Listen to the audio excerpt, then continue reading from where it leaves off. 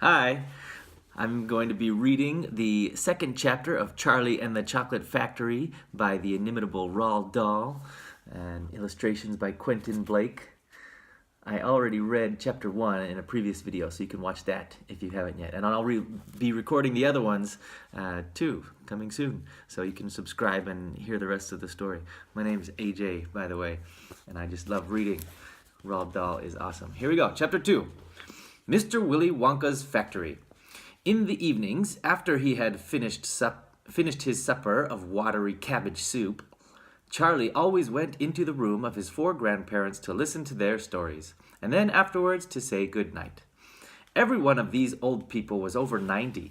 They were as shriveled as prunes and as bony as skeletons, and throughout the day, until Charlie made his appearance, they lay huddled in their one bed, 2 at either end, with nightcaps on to keep their heads warm, dozing the time away with nothing to do.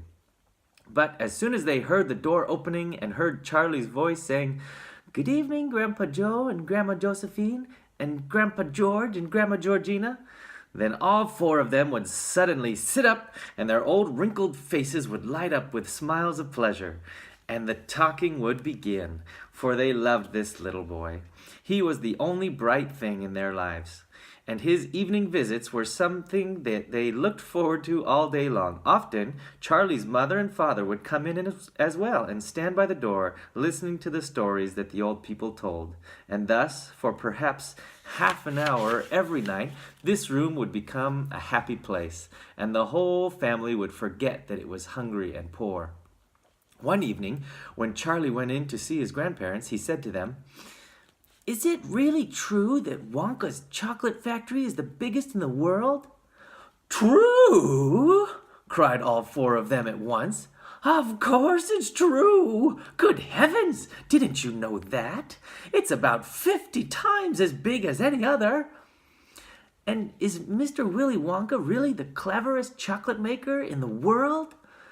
"My dear boy," said Grandpa Joe, raising himself up a little higher on his pillow, "Mr. Willy Wonka is the most amazing, the most fantastic, the most extraordinary chocolate maker the world has ever seen. I thought everybody knew that." There's Grandpa Joe, so excited about telling Charlie about Mr. Willy Wonka. And there's his other grandparents, all sitting in one big bed, 2 on either end. "Well, I knew he was famous, Grandpa Joe, and I knew he was clever." "Clever!" cried the old man. "Ha! He's more than that. He's a magician with chocolate. He can make anything he wants. Isn't that a fact, my dears?" The other 3 old people nodded their heads slowly up and down and said, "Absolutely true, just as true as it can be."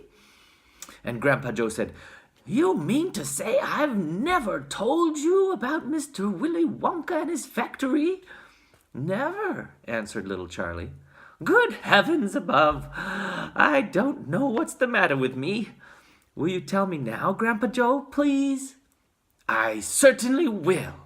Sit down beside me on the bed, my dear, and listen carefully." Grandpa Joe was the oldest of the 4 grandparents. He was 96 and a half. And that is just about as old as anybody can be. Like all extremely old people, he was delicate and weak, and throughout the day he spoke very little. But in the evenings, when Charlie, his beloved grandson, was in the room, he seemed, in some marvelous way, to grow quite young again. All his tiredness fell away from him, and he became as eager and excited as a young boy. "Oh, what a man he is, this Mr. Willy Wonka!" cried Grandpa Joe.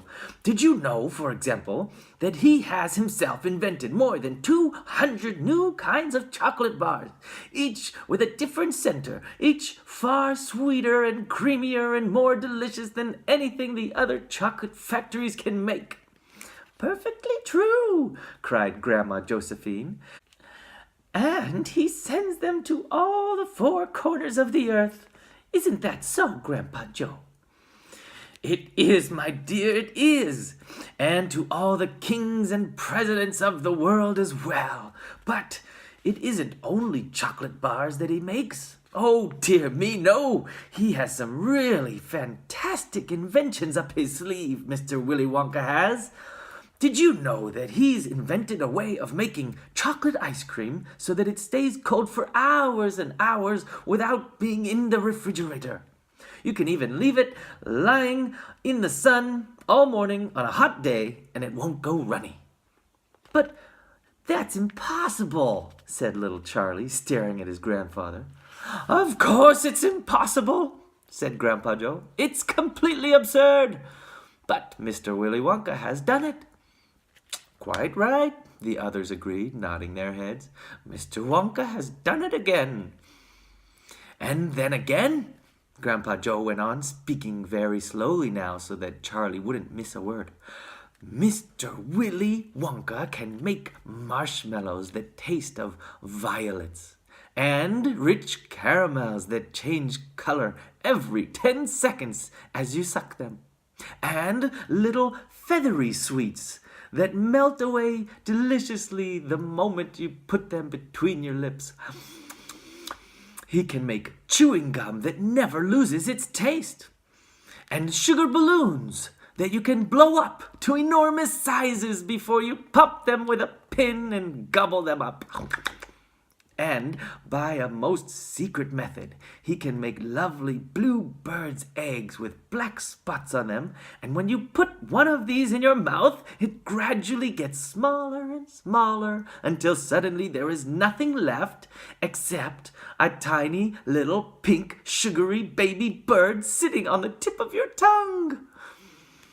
Grandpa Joe paused and ran the point of his tongue slowly over his lips. "It makes my mouth water just thinking about it," he said. "Mine too," said little Charlie, but please go on." While they were talking, Mr. and Mrs. Bucket, Charlie's mother and father, had come quietly into the room, and now both were standing just inside the door listening. "Tell Charlie about that crazy Indian prince," said Grandma Josephine. "He'd like to hear that." "You mean Prince Pondicherry," said Grandpa Joe, and he began chuckling with laughter. "Completely dotty," said Grandpa George. "But very rich," said Grandma Georgina. "What did he do?" asked Charlie eagerly. "Listen," said Grandpa Joe, "and I'll tell you." There's chapter 2.